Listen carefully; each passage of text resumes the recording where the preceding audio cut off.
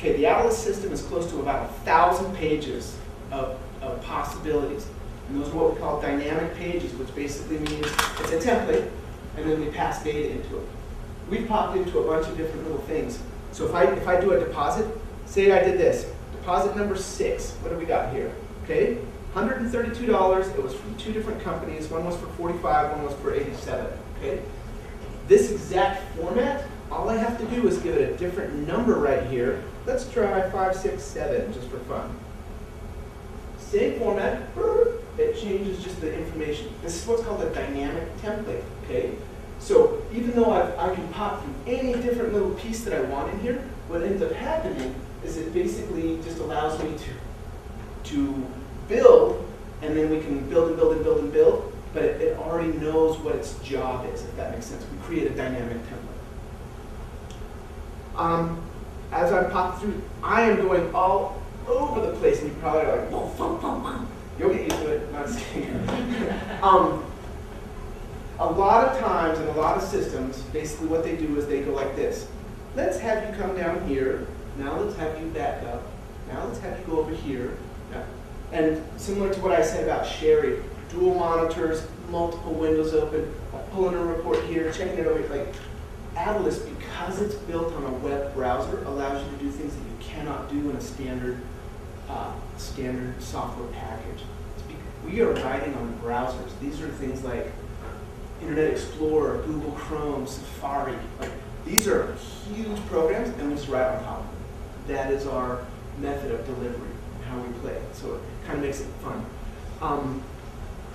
Say I wanted to pop over and say, hey, let's start a new cart. We're going to make this really simple. I'll say start the cart, and it automatically pulled me in. It knows the date. I currently have 0. I have 0 line items, 0 special notes.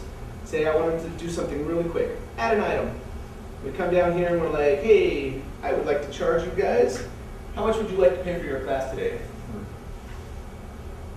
Sherry? $200. Okay, great. I'll teach the class for that, no problem. Okay. So I'm going to just click here and I'll say, oh, this is labor and teach class. If I wanted to, I could even skip this and it would basically say, hey, I'll just use the word labor as my description. So like, I wouldn't even have to put in a note. Automatically, it's in my cart. My cart is now $200.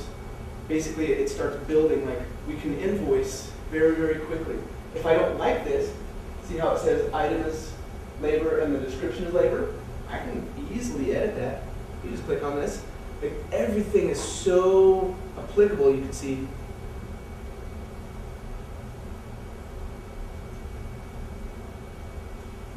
Cheerio! Quick little update. Boop, boop. All of a sudden, what actually happens is it's just dynamic. So it kind of passes things back and forth to how things are responding. If I wanted to actually create this, I could say checkout. It says, oh, you said that you wanted to assign a client. Would you like to do that? It prompted me. I didn't assign a client. Oh, I better do that. And how about we do, I think I have more digital ideas in here. I'll say assign that to the cart. So what we're virtually doing is we have a customer. We have an item or something like this. We have an invoice. And in the background, what we're doing is we start connecting all these pieces together. Like currently, it's still just in cart form, but this is where we used to live, 11200 Highway 291, Salida, Colorado. Just for kicks and giggles. Now, if I were to go to checkout, it would actually allow me to go through because it now passed the validation. So every single page that we do, we are checking validation, we're checking this, we're checking all the different little things. It has some of my different information. If I wanted to get a credit card, it could be as easy as clicking this little button. Swipe. Okay, go ahead and pay by your card. Like, if you didn't want to do that, you could come back here and say, you know what, you're going to actually be on account. So you're going to owe me $200. Click. And then once I create that invoice, it would actually take it from the cart mode into a real thing. This is actually in a live Adilas account. You want me to really do, I'll do this exact same process. When you guys are going to do this, I'm going to give you assignments, okay? You're going to have to create I-10 carts or whatever type of thing, okay? You're going to be doing this once we get into this. I'll switch into a different company that's one of our play sites, and we'll actually do one, okay? Why don't we do this? Heather, What would be something fun to sell? And we'll go sell this out of a different company.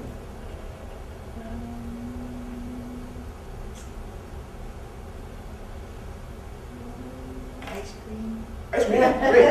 I like ice cream. I like the way she thinks. Absolutely. Yeah. So here's a question, like, and we'll get into this deeper. When you create an invoice, do you want to be assigned to it, or is it quick, like, hey, you're just coming to buy some ice cream, and I don't really care who you are? Do you want the customer tied in, or not? Not really. Okay, Because great. if it was just like cold stone or Yep, yep. something, it wouldn't really matter.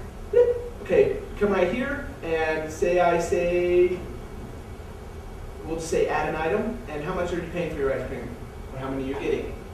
Probably $10 and you get a quarter or something. Okay, great. And just for right now, we'll just kind of put this under other because we don't have it populated with ice cream, but we would just have to do that. And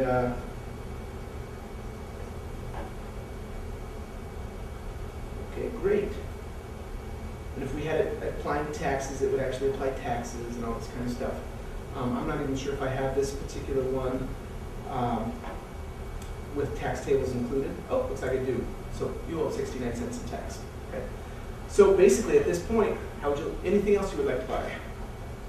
Okay, great. How would you like to pay for this? Debit. Debit. Perfect. So it's 1096 debit. And so basically, what I would do is I would go here. I would come right here and say I'm going to use a card reader.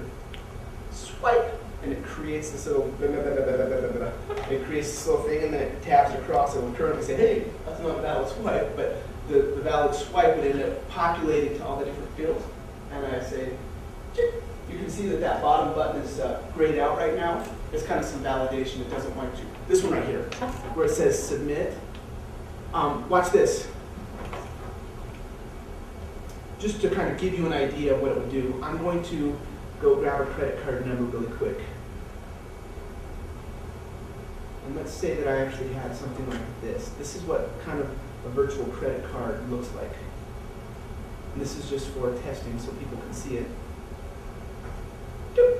Okay, so basically here's my, and this is, oh cool, I swiped this. This is a fictitious card right here, okay? This is not a real number. But once it comes in, I now can hit the submit button. Because, hey, I recognize that. That's a valid card. So we say, run it. And we hit submit. Basically, what it does, I am now in an invoice. Number 99, no customer, 1 quart of ice cream, $10.69, and the payment was done by a credit card with an approval number. Okay, this is a play site. And so even this credit card processing, this was set up to a play testing account. Okay? So that was all through the card? Okay, correct. So basically what happens, look at the little map that I just gave you, okay? This is very important, okay? So the customer somehow needs to get involved with your inventory, okay? And what we do is we use a shopping cart to do that. That's kind of the little integral piece. The customer has to come through that way. That's how we pull pieces from the system and then push it out to the end user. So now this is my invoice. If I wanted to, I could print it out 8.5 by 11. If I had my settings set up correctly, I could actually have it automatically come so I print out a little teeny mini receipt, similar to this little thing right here. See if I can find some. I had some here. So in order to make an invoice, you have to do it on the shopping cart? That's correct. And once you learn that, it's like, it's not a big deal. Say I created a quick little teeny receipt like this. Basically all it is it's just a different version or a view of that same invoice. It's still invoice number 99, and it would have the date, and it would have all your different little data. There you go, thank you, and you could walk out the door, okay? In the meantime, guess what you just did? You just recorded the sale, you just recorded tax, you just recorded the payment that is potentially now ready for deposit. You recorded all these different little pieces, and this is, Chris, some of what you're talking about, is because we grab all of these pieces, we're then able to kind of help them start their own little journey. And we will talk about that a little more later on. Awesome.